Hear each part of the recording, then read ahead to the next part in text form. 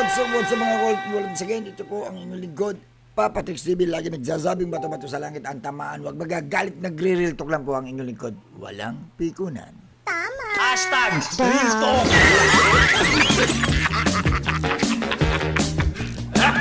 So, eto na lang tayo guys at nagbabalik tayo to aking reaction lang to itong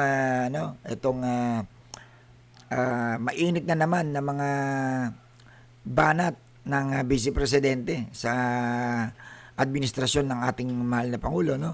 At etong sinabi niya dito, no, itong political scapegoating daw.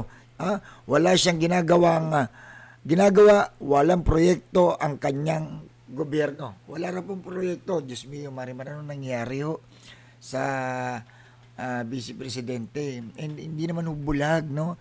Hindi naman hubulag ang taong bayan, di ba? Sa mga maniwala ko kayo guys sa mga sinasabi po ng Vice Presidente na to. Itong mga sinasabi niya na to. Maniwala kasi hindi, may naniniwala pa ho diyan. Na may naniniwala yung mga sinasabi niya na walang proyekto ang kanyang gobyerno. Sinasabi niya, maniwala ko kayo sa akin. Marami pa ring naniniwala mga syempre mga tagasunod nila, mga DDS, no? Pero sa tutuusin, kung tayo halimbawa kunwari hindi na natin sinusuport, hindi tayo neutral lang tayo, halimbawa kunwari kakamping tayo, dilawan tayo kunwari lang, tapos ganyan ang salita niya ngayon bilang may malawak nakaisipan, kung titignan natin, teka, paano niya nasabing walang proyekto ang gobyerno? Lantaran nakikita natin nasa social media, pinapakita yung mga proyekto, pinapakita yung mga build better mo, pinapakita yung kadiwa, di ba? Yung mga cancer hospital, di ba, ng mga pinatayo. Tapos yung mga traktora, yung ambulansya, kung naalala nyo yung ambulansya guys, na meron sa Cebu, meron sa Davao, pinakalat sa buong Pilipinas, pinapakalat ng ating Pangulo. Di ba? Ang dami. Di ba? Marami kung ano yun na natin. Yung NAIA, di ba? Pinaganda yung NAIA, yung OWA, di ba? Ang daming mga ginawang mga magagandang agenda diyan sa OWA, DOTR, di ba? Agri, di ba? Alam niyo guys, nagtataka lang ako, bakit gano'n na parang napakadali lang sa isang Vice Presidente sabihin niyo mga ganitong salita. Nasasabihin niya, wala siyang ginagawa, walang proyekto ang kanyang gobyerno raw.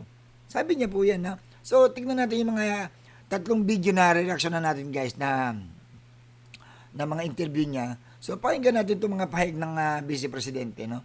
Okay, reaction na natin ito guys. So guys, pakishare naman yan itong video na to kung mapapanood ninyo, at baka naman po makahingi sa inyo ng like na rin, at saka pa-subscribe na rin po sa mga hindi pa po nakaka-subscribe. Muli, ito bang yung lingkod, Papa Tricks TV. Sana po supportan nyo po ang aking mga videos. Salamat po. Ito, reaction na natin ito guys.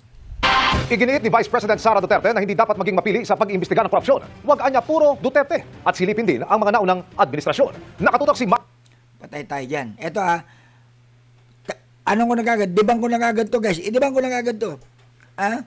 So ito na. Mga DDS. Makinig kayo. Ang sabi ni BP Sara, wag daw puro mga Duterte. Nagturo naman siya ngayon. Sabi niya, tignan din daw yung mga naunang presidente. Hindi ba naunang presidente rin siya kaysa kay PBBM?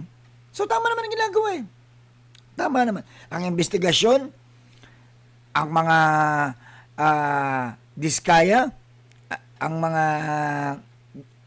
kontraktor na mga nakitaan ng mga ghost project. Ano ang magagawa ng ating gobyerno kung yung mga ghost project na yan nagsimula pa nung panahon ni Digong, yung mga anomalya, yung mga ghost project na yan, kung marami. Kung marami kay PBBM, edi doon tayo kay PBBM. Maraming ghost project sa panahon niya. Kung yun ang mga lumalabas, ang problema po, may data diba? May ebidensya may resibo nakalagay mismo yung date. Pag tinignan mo yung proyekto, nakalagay yung date talaga doon. Hindi naman pwedeng doktorin yun. Kasi inaccept din naman ng mga diskaya at saka ng ibang mga kontraktor ang katotohanan na sa panahon ni Digong yun, di ba? Na yun yung proyekto. Di ba? Nasusulat po yan. Kaya imposible yun, di ba? So, ano ang problema kung ang investigasyon nangyayari ngayon ay kadalasan ang naging resulta ng mga nadidiscover, nalalaman ng ating magaling na DPWH Secretary ay sa panahon ni Digong. Di ba? O ngayon, kung meron man panahon ni Noynoy, antayin natin kasi may investigasyon pa, mahaba-haba pa po yan. Wala pa nga tayo sa kalahati eh. Okay, tuloy natin. Marisol Abduraman. Huwag silang Duterte ng Duterte lang. Kasi kung totoong korupsyon ang pinag-uusapan natin, hindi naman kahapon lang ang korupsyon eh. Ito ang sagot ni Vice President Sara Duterte sa Malacanang. Matapos sabihin ni Palace Press Officer Undersecretary Claire Castro na taliwas sa sinabi ng bise, nilalabanan ni Pangulong Bongbong Marcos ang korupsyon.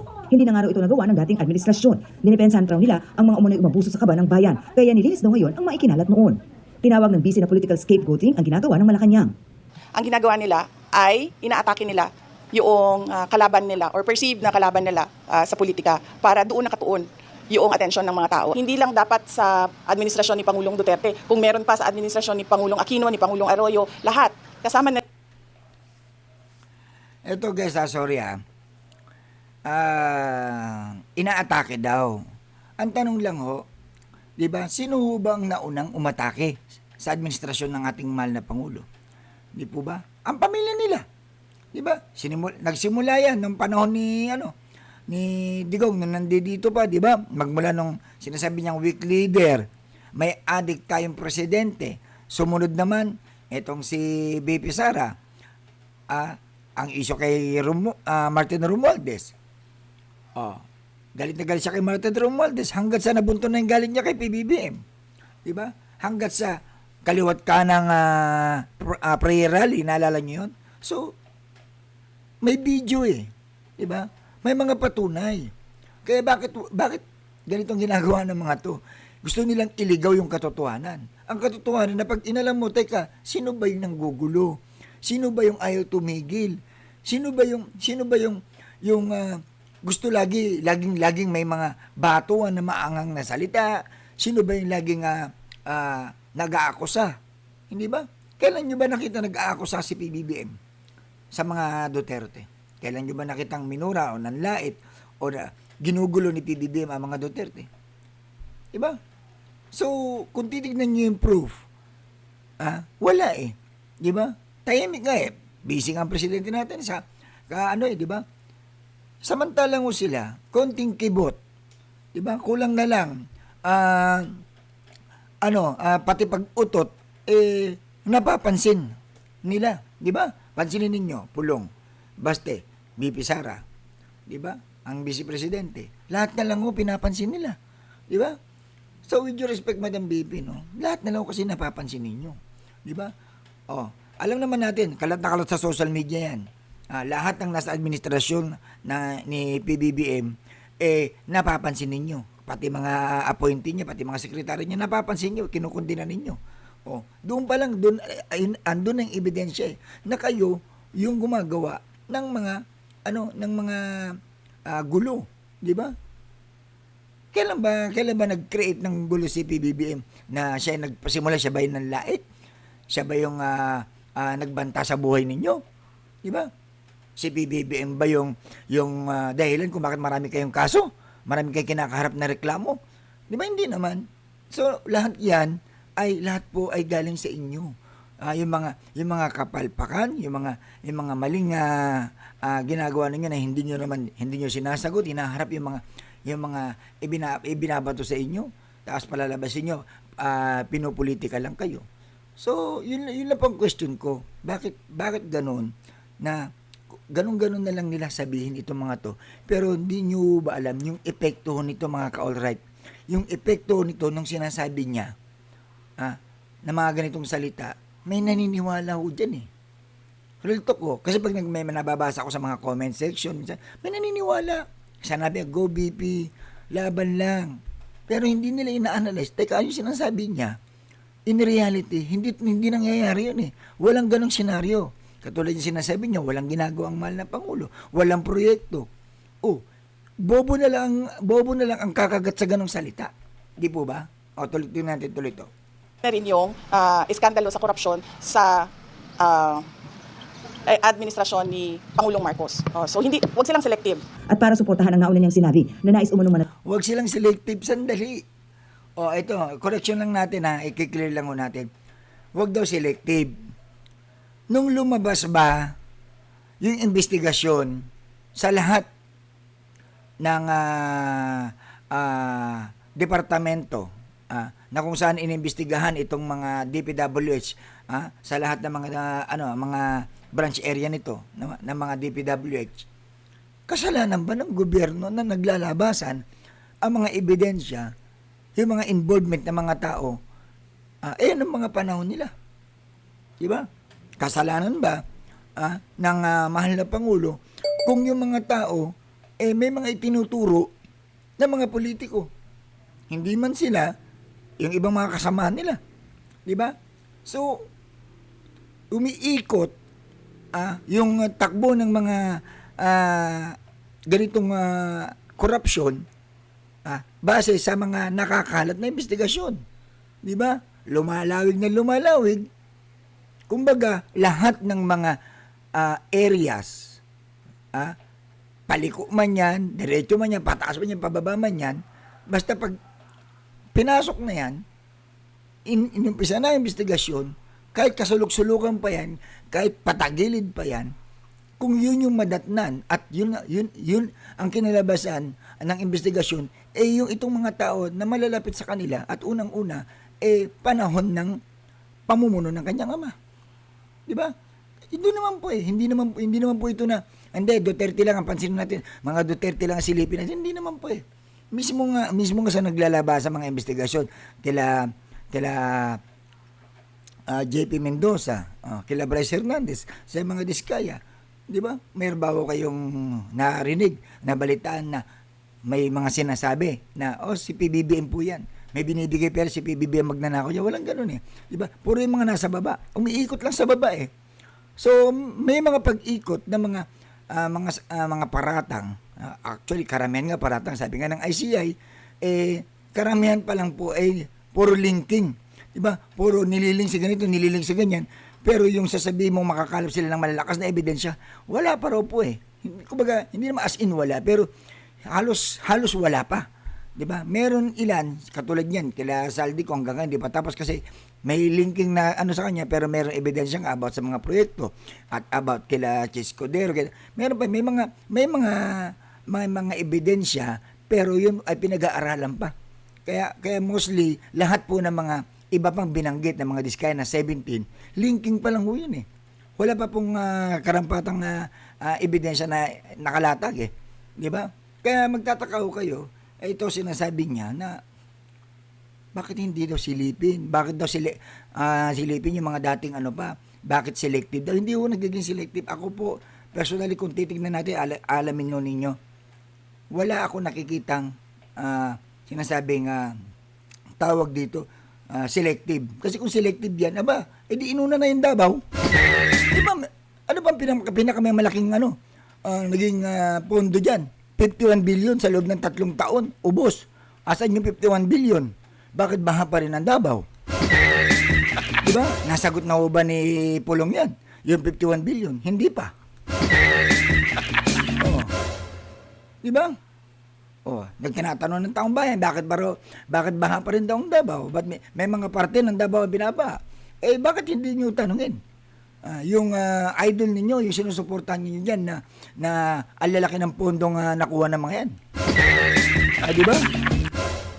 Natili sa pwesto ni Pangulong Marcos, ikwinento ng BC ang pag-uusap daw nila noong October 2023. Tinukoy niya ang tinangka ng 1 taon na People's Initiative para amyandahan ang saligang batas. Sinabi ni BBM na alam niya ang galawan ng charter change. So hindi yan walang ebidensya. Nasa papel yan, yung PI na ang laki ng gastos ng gobyerno, charter change yon. Tinanong si VP Sara kung makikipag-usap pa siya kay Pangulong Marcos tungkol sa pagkakakulong sa ICC ng amang si dating Pangulong Rodrigo Duterte. No ma'am, hindi ko kakasapin si BBM para kay dating Pangulong Duterte dahil ang sa akin is yung ginawa nila na kidnapping ng isang Pilipino sa loob, government kidnapping ng isang Pilipino sa loob ng ating bansa. There's no Ano kidnapping?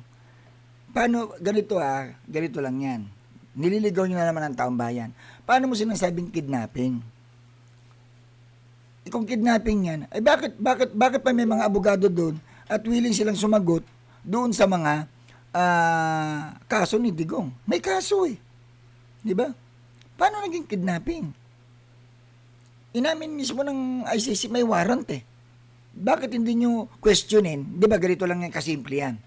Kung kidnapping yan, bakit hindi kayo kumuha ng impormasyon sa ICC at sabihin nyo na nung time ba nang dinampot si Digong dito sa Pilipinas, nag-issue ba kayo ng warrant? Para may proof. O pag sinabi nilang ay wala ko kami in-issue ng warrant, pero maglalabas pa lang dapat. Pag sinabi ng ganun, aba, kidnap nga yan. Di ba? O kasi ganito lang yan eh. Kaya sinasabi nila nga kinidnap kasi walang warrant daw, di umano. Wala raw warrant, di ba? Basta na lang daw kinuha. Oh. Nang walang paintulot, na hindi man lang inalam ng mabuti kasi may mga rules daw dapat diyan. Kasi di ba pinagtalunan na ngayon yung rules ng dapat daw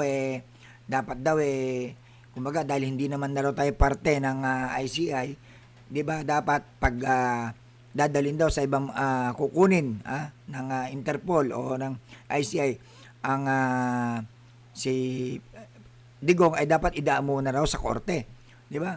O hindi na raw dumaan doon. So yun po yung mga nabaldaw, di umano na sinasabi nila. Pero teka, itong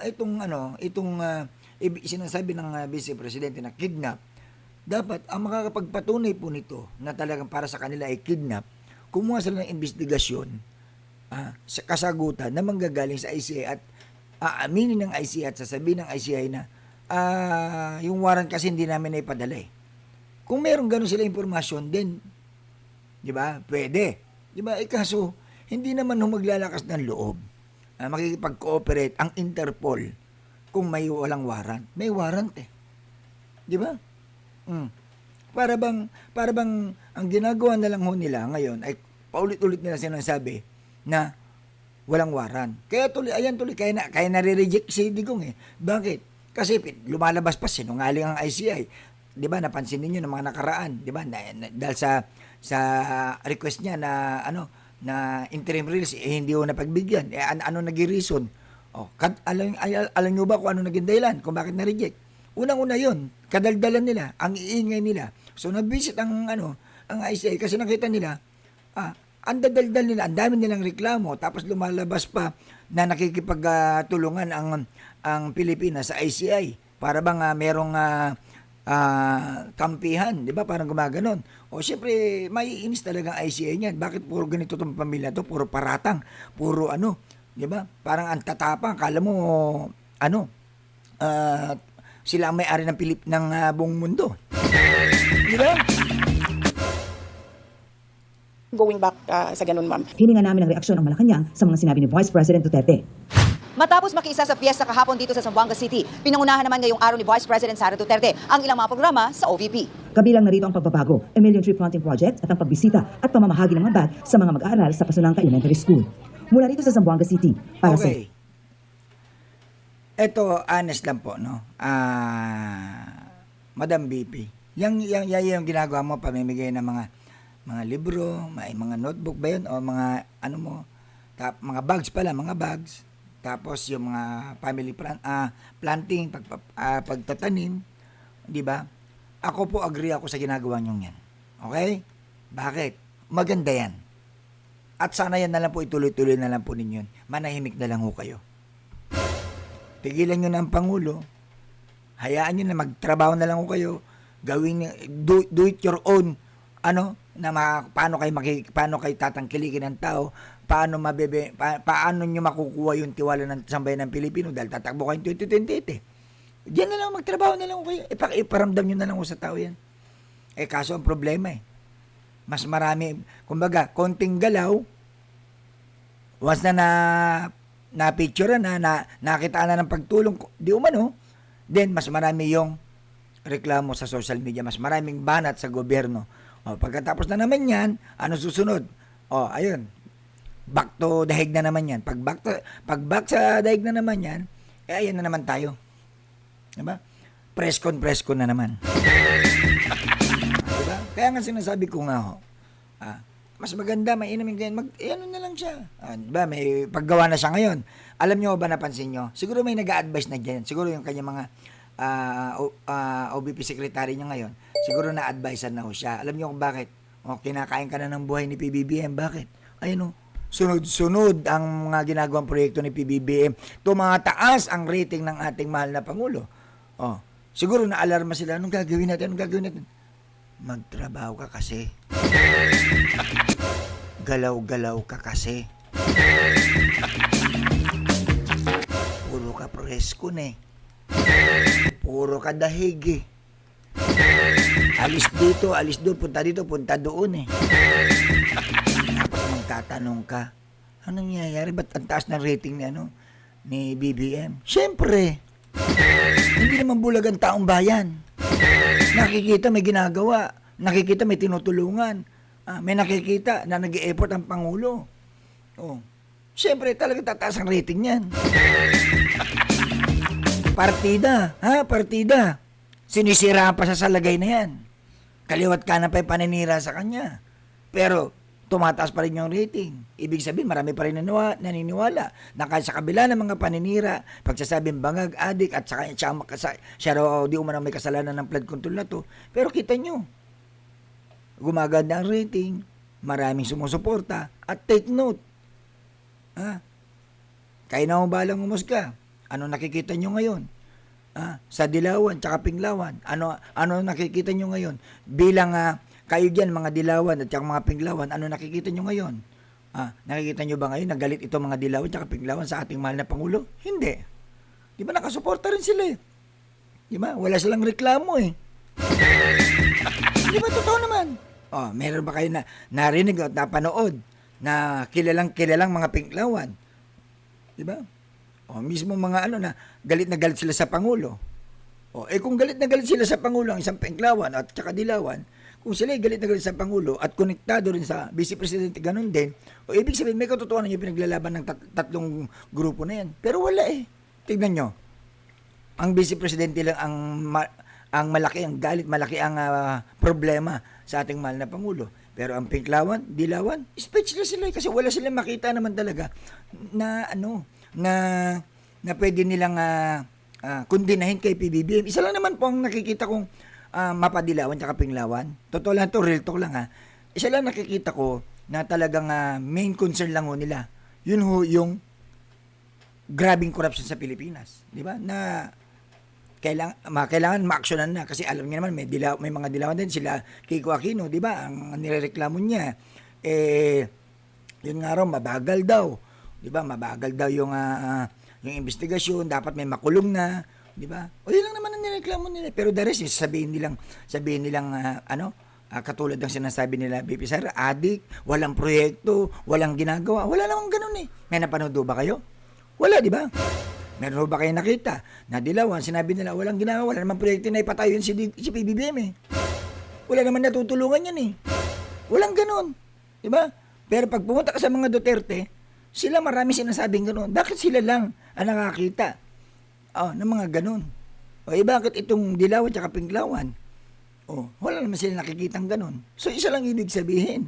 Di ba? Isa ang nag-iingay, kumpara mo sa mas marami kaysa sa isa, ang paniniwalaan ng mga ibang mga Duterte supporters, yung idol nila. Pag sinabing, walang ginagawa yan, maniniwala naman kaagad sila. Babanat o nga, walang ginagawa yan. Pero pag nakaharap mo yung mga yan, inilatag mo, ano to? Anong proyekto yan? Ano tawag yan? Diba? O nasa harap mo na, nakatayo na, kumakaway-kaway pa yung proyekto na yan. Hindi proyekto yan? Diba? Ngayon, pag tinanong mo sila, anong proyekto naman ang idol ninyo? Diba? Ay, meron po, ngayon lang. Kailan? Ano yan? Itong, niya, sa school, mga kailan lang yan? Ito lang, kaya ano mga nakaraan? Nasaan siya? Yung 14 trips niya, may proyekto? Di ba? GMA Integrated News. Ito, last. Dapat ka natin ito, guys. Ma'am, how do you assess the ongoing investigation so far of the ICI. Ito about sa ICI ito. Tingnan niyo yung ano niya dito. Pati itong sa ICI kung ano, pati ito sabi ko nga sa inyo wala na hong nakikitang tama ang ating Vice Presidente sa gobyerno. Lahat ng itanong sa kanya, ano masasabi niya sa ginagawa ng ganyan? Ay, hindi wala yan. Kailangan negative ang sasagot niya. Kaya sabi ko nga kahit maganda na yung nangyayari, pero sa kanya, mali pa rin. Wala tayong magagawa Paniniwala niya yun At yun din ang paniniwala ng mga DDS dyan. Na kung ano sabihin ng idol nila, paniniwalaan din nila kagad. Unang-una sir, hindi ko po alam kung bakit meron pa investigation ang ICI. Kasi napakadali naman nun Ilan po ang confidential, ilang bilyon ang confidential funds ng Office of the President. Sila lang sa loob ng kanilang opisina magagawa nila na mag-case build-up.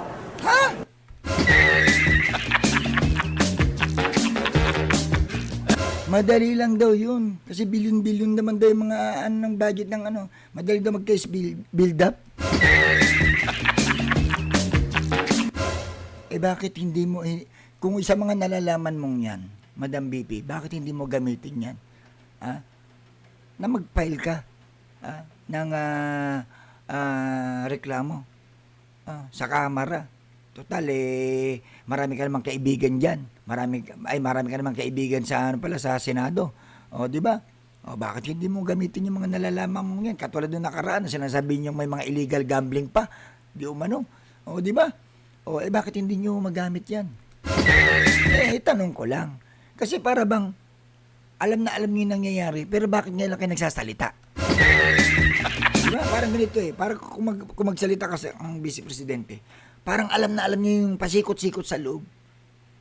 Kaya mo ba sinasabi ngayon yan dahil galit ka?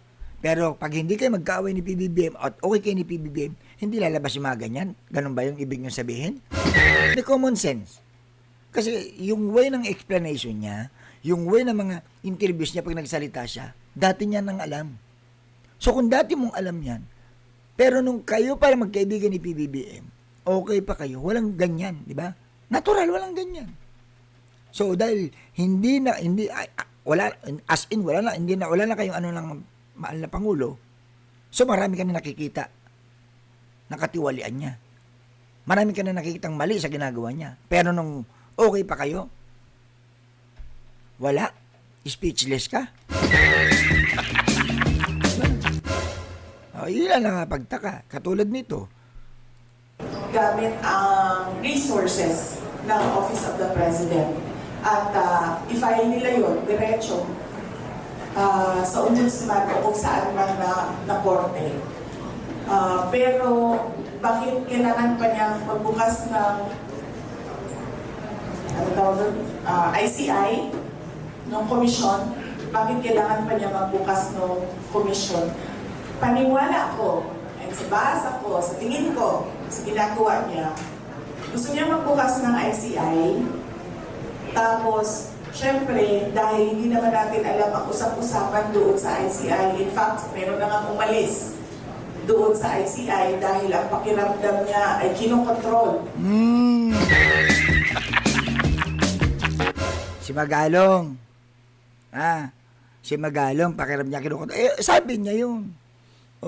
Sabi niya yun, hindi kinokontrol. Kasi ang trabaho niya, siguro ang pakiramdam ni Magalong kinokontrol. Kasi ang pakiramdam niya, na hindi niya siguro naintindihan na ang partisipasyon niya lang sa ICI, siya ay advisor, hindi siya yung kasama sa mga investigasyon. Kung kinakailangan ng advice niya, sabi nga ni Atty. Claire, saka lang siya ang problema, dahil nga advisor lang siya, kasama siya sa mga kada pupunta nandoon, tapos nagsasalita siya pa na interview. Di ba? Tapos nung nasita, ano nangyari? Lalo na nung sinita ni Trillanes, ano nangyari? Bigla may mga salita ng may patampo-tampo effect na. Diba? At saka ganito lang po, real talk lang ho natin. Ang ICI, ang kahalagahan ho ng ICI para mas mapadali ang investigasyon. Okay? Para mas may transparency. O, 'di ba kasi nga independent siya eh, 'di ba? Kaya nga independent eh. 'Yun ang kahalagahan kung bakit may ICI. Kasi ang ICI is independent 'yan sila. Hindi Kongreso, hindi yan Senado, at lalong hindi rin sa presidente.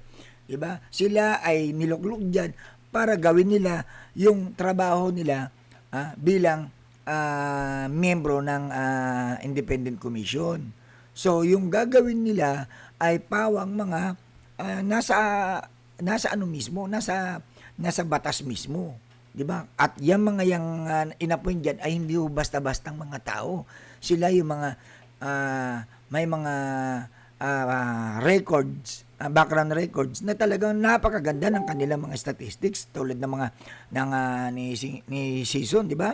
Babe Season, 'di ba? Kita niyo naman yung mga record niyan, 'di ba?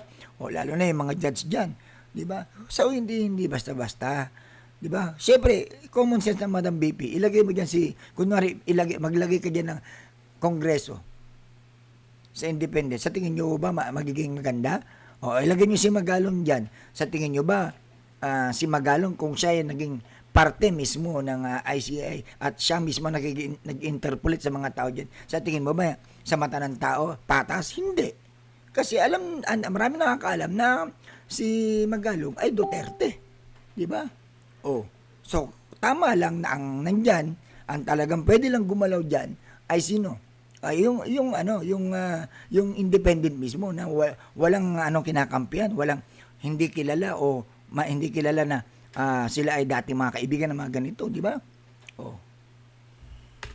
Yung investigasyon, nagbukas sila ng ICI para kung ano man yung investigation report ng ICI, yun na yung official na kwento. Madam BP, abogado ba kayo?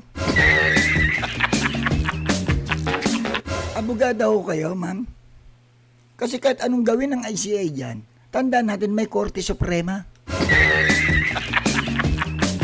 How come nasasabihin mo na yun? Bakit? Ang ICI ba ang Supreme Court? Kung ano ba sabihin ng ICI, yun na yung magiging final? Ano, wala ng Korte Suprema? Ano man nangyari sa ating Vice Presidente? Madam, di ba abogado kayo? Alam nyo na kahit anong mangyari dyan sa investigasyon, maraming nakakakita, maraming nakakanood, maraming mga abogado rin, mga involvement ng mga politiko dyan, may mga kanya-kanyang abogado yan. Kaya hindi basta-basta ubro dyan yung gagawa kayo ng mga fabricated cases dyan. Mga kaso, hindi nyo pwedeng lutuin yan. Kasi kung lulutuin nyo yan, lahat ng mga nai-involve dyan, di hamak naman na may mga pera yung mga yan.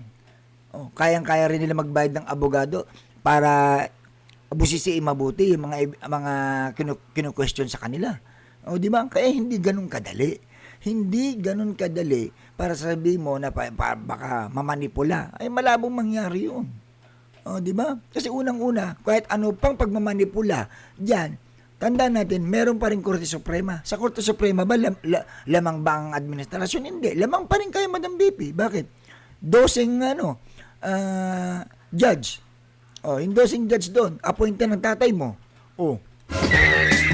Diba? Ng nangyaring corruption. At yun ang i-feed nila sa mga tao at sasabihin nila na ito yung kwento at ito yung mga kailangan natin gawin, mga responsible. Parang bata. Alam niyo, parang sabi ko nga sa inyo pag nagsasalita ang ating Vice Presidente, pag nagsasalita siya, parang bata yung nakikinig.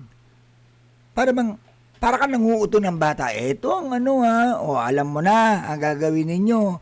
Ito ang gagawin niya, nangangagat yan.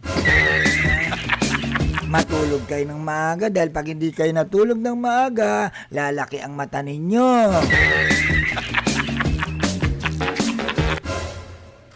That way, ikaw na mamamayan, hindi mo na ma-dispute, hindi mo na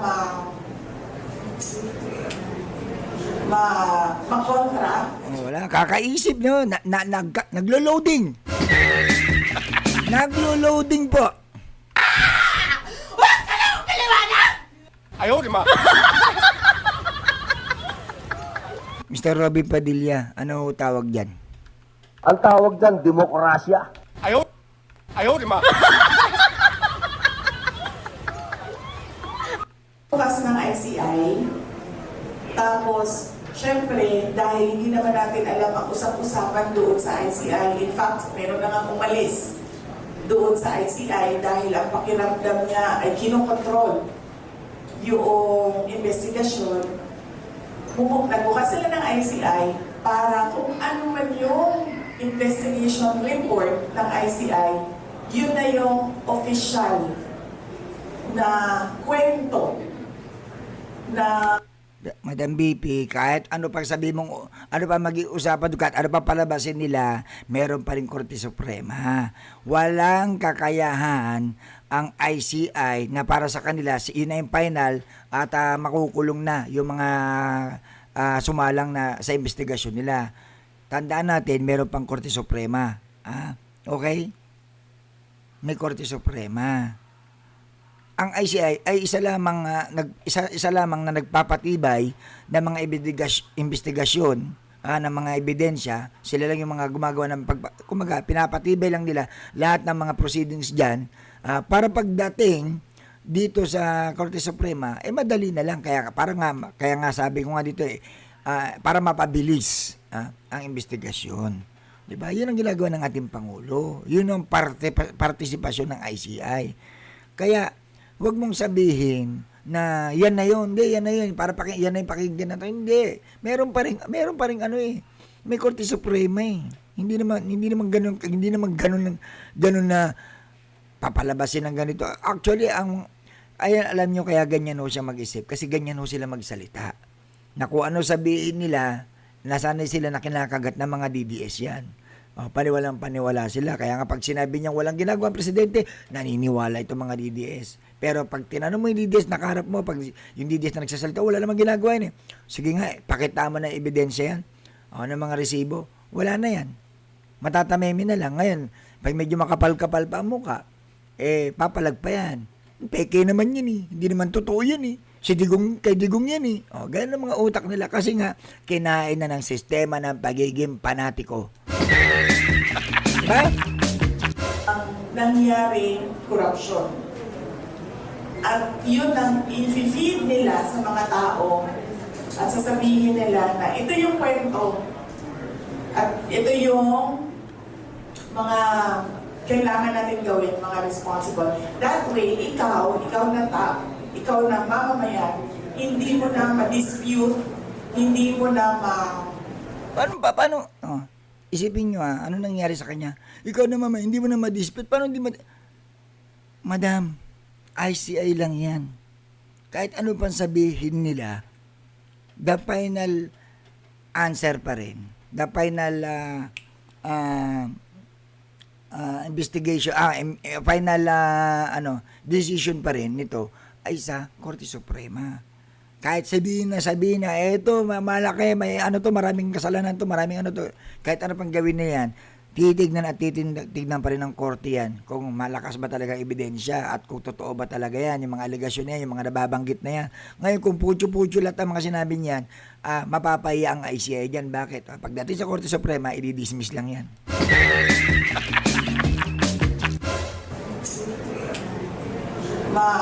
makontra yung results dahil sasabihin niya, hindi, legitimate yan. Nagawa ako ng komisyon, nag-imbestiga ang komisyon, merong lumabas na commission report.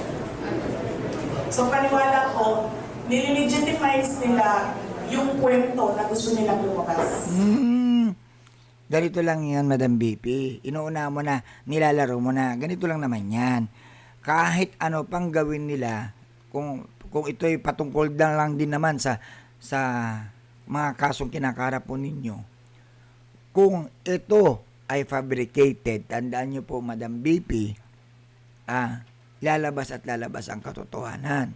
Ang fabricated, yung mga sinasabi niyong demolition job laban ho sa inyo, hindi ho basta-basta aakyat yan. Hindi ho basta-basta magtatagumpay mga ganyan kung nasa inyo po ang katotohanan at may mga ebidensya kayo. Ang tanong, may napatunayan na ho ba kayo? Diba? Na mga attorney mo, may napatunayan na ba kayo na laban ninyo kontra sa mga sinasabi ninyong fabricated at ito'y pang takot lamang ang administrasyon na kayo ang tatapos sa 2020, natatakot lang na baka matalo kaya sinisira ka, dapat ngayon pa lang simulan na ninyong labanan, patunayan, harapin yung mga kasong nakaatang ho sa inyo, patunayan nyo sa publiko na inosente kayo, dahil pag napatunayan yung inosente kayo at mapatunayan yung fabricated lahat yan na po ang magiging tulay sa 2028 na baka mag-landslide pa ho kayo. Ayan tanong, mukha ho yatang pasikip na pasikip ho yung mundo ninyo. Bakit? Kasi sa mga sinasabi ho ninyo ngayon, sa mga press con ninyo ngayon, palala ho yata ng palala yung mga sinasabi nyo. Kaya tuloy, yung ibang netizen, napapaisip na ano ba nangyayari sa ating vice presidente. Puro na lang ngaw-ngaw, puro na lang reklamo sa gobyerno, hindi na lang tumulong, hindi niya na lang ganyan si PBBM kahit anong binabato sa kanya, andyan, busy pa rin sa katutulong, busy pa rin sa katatrabaho para sa bayan. Ganun dapat. Diba? Oh. So, yun lang po mga kaulret, no? With due respect po sa ating Vice Presidente, ito lang po, wag ko kayo maging balat sibuyas. Isa lang ang masasabi ko, yung ginagawa nyo ngayon, na yung mga pamimigay ng mga bags sa mga bata, tuloy nyo na lang ho yan. Makiisa na lang kayo, tulungan nyo na lang po ang ating mahal na Pangulo, makipagtulungan na lang ho kayo. Ngayon, sa 2028, kung sino man ang dalhin niya, kung sino man ang mga kalaban mo, kumbaga, taong bayan na po magluluklok kung sino ang gusto ng taong bayan. Diba? Maganda ho kasi sa 2028 kung wala kayong mga kaaway. Kung peaceful po, kayo sa bago mag 2028 peaceful na po ang buhay ninyo, wala kayong kaaway na politiko. Di ba napakaganda yan na wala kayong kaaway na politiko? Pagdating ng 2028, dahil okay ka na, naayos na yung gusot, siguro naman, kung sa kahangaran nyo maging presidente, kung karapat-dapat o kayo, iboboto kayo ng taong bayan. Pero kung ngayon pa lang nagpapakita na kayo ng ganyan paulit-ulit na pagkundi na sa ating Pangulo, tandahan ninyo, masakit man kung sabihin to, si PBBM po ay hindi na tatakbong presidente sa 2020 dahil hindi na po pwede. Ang tanong, si PBBM lang ba? Ang administrasyon niya lang ba? Ang kampo lang po ba ni PBBM ang ini-expect ninyo na may mga tawag dito, dadalhin siyang mga politiko para sa 2028. Siya lang ba yung pinakamahigpit mong kalaban? Itandaan ho natin, may Tulpo, may Isko, may Manny Pacquiao, may Lacson, diba? May Leni Robredo, may mga dilawan pa. Baka sa sobra ho ninyong busy sa kakabanat sa Pangulo, yung isang kulay dyan, lalong umaangat na pag-iiwanan ka na. Yun lang ho. Di ba? Kaya isip-isip din ho. Hindi tayo puro lang sa social media. Kailangan magkaroon na lang muna ng pagkakaisa. Sana ho, matahimik na rin ho kayo at hayaan nyo na lang po ang Pangulo tapusin niya ang kanyang termino. Patunayan niya sa publiko na siya ay nagtatrabaho. Kayo rin patunayan nyo rin sa publiko na mahal nyo ang bayang ito, willing kayong tumulong sa gobyerno ito, na kahit ayaw mo kay PBBM, magkagalit kayo, pwede ka naman magtrabaho di ba? Tulad ng dating Vice President Leni Robredo at si Digong, bakit magkaaway sila? Halos nagbabanggaan lagi sila sa social media, pero tingnan mo si BP Leni dati, di ba? May mga proyekto, may mga accomplishment, tuloy-tuloy yung trabaho niya, hindi siya nagpatinag, at take note, walang confidential fund. Di ba? Pero nagawa niya yung mga bagay na yun. So, isip-isip din po Maraming salamat po sa inyo mga ka-alright. Sa makanood po nito, please share nyo po itong video na to at pakithamsak na rin po at pakilike at babasahin ko yung mga comment ninyo sa mga videos ko. Maraming salamat po. Love you all. Alright.